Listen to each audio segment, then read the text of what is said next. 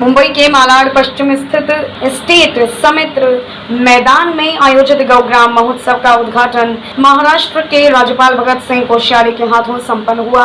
यह गौग्राम महोत्सव 7 दिन के लिए आयोजित किया गया है, जहां गाय के गोबर और गौमूत्र से बने उत्पादों की प्रदर्शनी लगाई गई है और वहां मौजूद स्टॉलों पर सभी सामग्री बिक्री के लिए भी उपलब्ध है। दीप प्रज्वलित कर राज्यपाल भगत सिंह कोश्यारी ने कार्यक्रम का शुभारंभ किया। इसके बाद प्राची अकेडमी के बच्चों ने भगवान कृष्ण के गाने पर भरतनाट्यम नृत्य राज्यपाल के समक्ष प्रस्तुत किया। गौग्राम महोत्सव के आयोजक संजय आमान और समाज सेवक राम कुमार पाल है। पूर्व नगर सेवक ज्ञान मूर्ति शर्मा की भी महोत्सव के आयोजन में अहम भूमिका रही है। राम कुमार पाल और संजय आमान ने महामहिम राज्यपाल भगत सिंह कोश्यारी को गौ माता की तस्वीर देकर उनका स्वागत किया। इस कार्यक्रम में बड़ी संख्या में लोगों ने अपनी उपस्थिति दर्ज कराई। राज्यपाल भगत सिंह कोश्यारी ने गौ माता को लेकर अपनी बात रखी और लोगों को बताया कि किस प्रकार देश में गौ सेवा कार्य हो रहा है। इस दौरान राम कुमार पाल, संजय अमान, विशाल भगत, धर्मेश जोशी, भावेश जोशी, रूपा दोषी सहित बड़ी संख्या में लोग उपस्थित रहे और बातचीत में क्या कुछ कहा, देखिए मुंबई के मालाड से कविता साहनी की खास रिपोर्ट। केंद्र में सरकार है और प्रदेशों में भी बहुत सी सरकारें हैं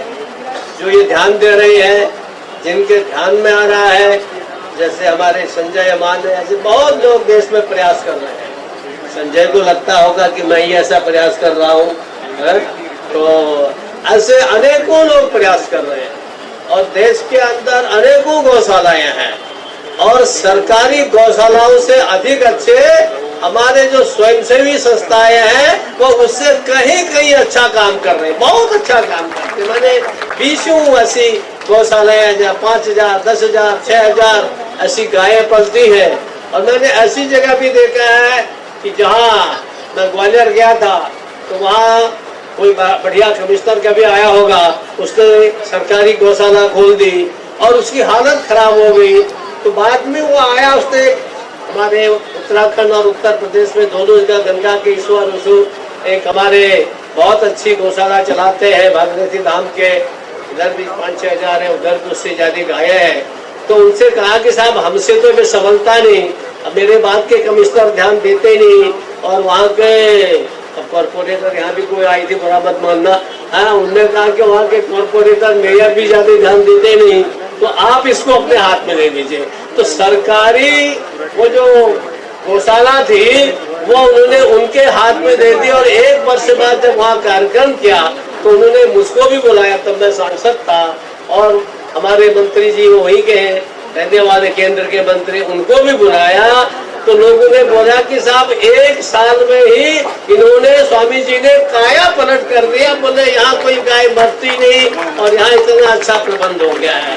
तो हमारे जीवन के अंदर, हमारे देश के अंदर अनेक लोग हैं जो स्वतः ही गाय की सेवा करते हैं और उनको पता है कि गौ सेवा करने से, और दिलीप से लेकर के, राजा दिलीप से लेकर के आज तक कितने लोगों का भला हुआ है वो सब जानते हैं। ये कथाएं हमारे कथा करने वाले बोलते हैं, ये हमारे दीदी है ब्रह्मा कुमारी की, तो ये सब जानते हैं कथाएं कितनी है।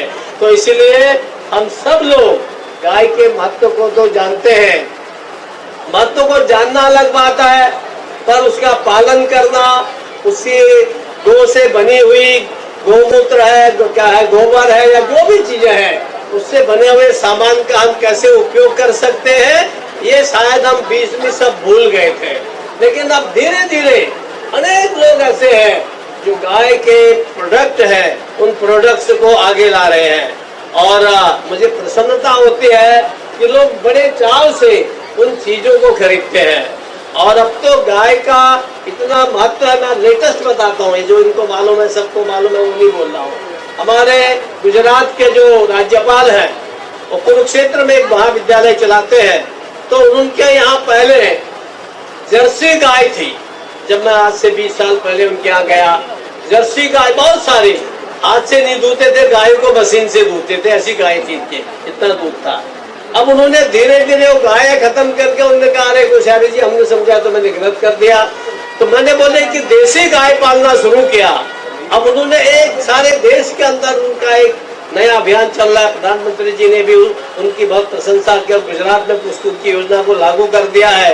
कि उन्होंने कहा कि एक गाय से 1 एकड़ खेती पूरी तरह से होती है, उसके गोबर गोमूत्र से हम 1 एकड़ भूमि में वो पैदा कर सकते हैं जो फर्टिलाइजर से नहीं कर सकते। ये उन्होंने करके सिद्ध कर दिया और ये प्राकृतिक खेती ऐसा करके उन्होंने शुरू किया है।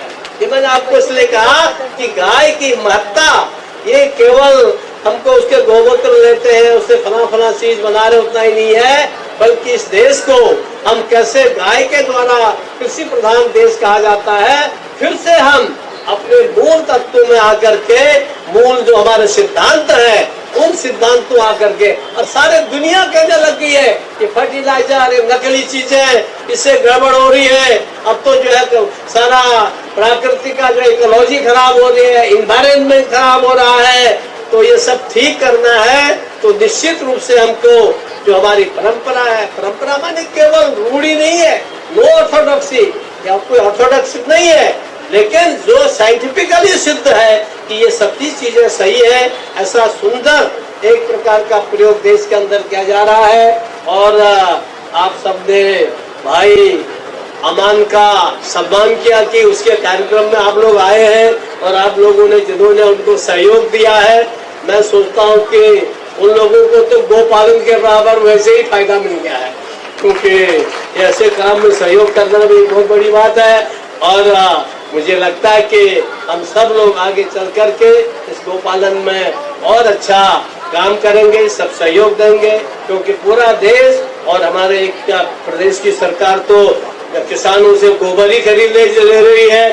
तो ऐसे धीरे धीरे लोगों के दिमाग में आ रहा है, सब राजनीति में वो पार्टी ये सब छोड़ करके, इन भेदों को छोड़ करके लोगों में अब ये कंपटीशन चल रहा है कि कौन गाय की ज्यादा सेवा कर सकता है। अब ये राजनीतिक पार्टी में भी चल गया है।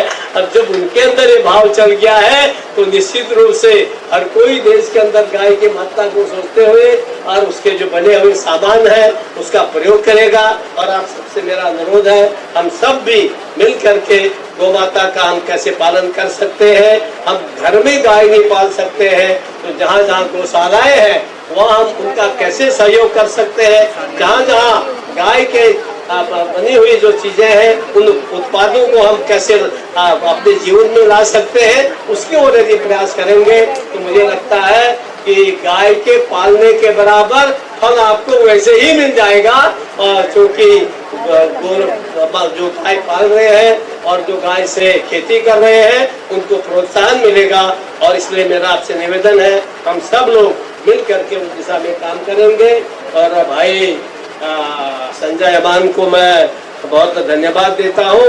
और संजय बलौती मेरे पीछे पड़ गया, पता नहीं कितने भाषण कराने वाला था, मेरे 2 घंटे तो ऐसे लग गए हैं। तो कोई बात नहीं, फिर भी आपके बीच में आया।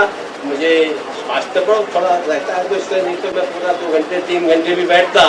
तो इस कारण से मुझे आप लोग यहाँ से क्या कहते हैं आज्ञा देंगे। आप सबका बहुत बहुत धन्यवाद। जो हमारे बच्चों ने बहुत अच्छा नृत्य संगीत प्रस्तुत किया है, उन बच्चों के लिए मैं अपनी ओर से 50,000 रुपये की घोषणा करता हूँ। उनके जो भी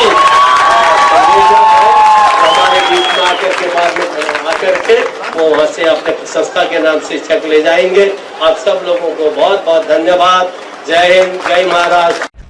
अगर आपको हमारी वीडियो पसंद आई हो तो लाइक कमेंट पर शेयर करें और ऐसी ही खबरों से जुड़े रहने के लिए आप हमारे YouTube चैनल संगठन भारत को सब्सक्राइब कर बेल आइकन को प्रेस करें। छोटी छोटी वीडियो और खबरें व्हाट्सएप और ईमेल पर भेज सकते हैं।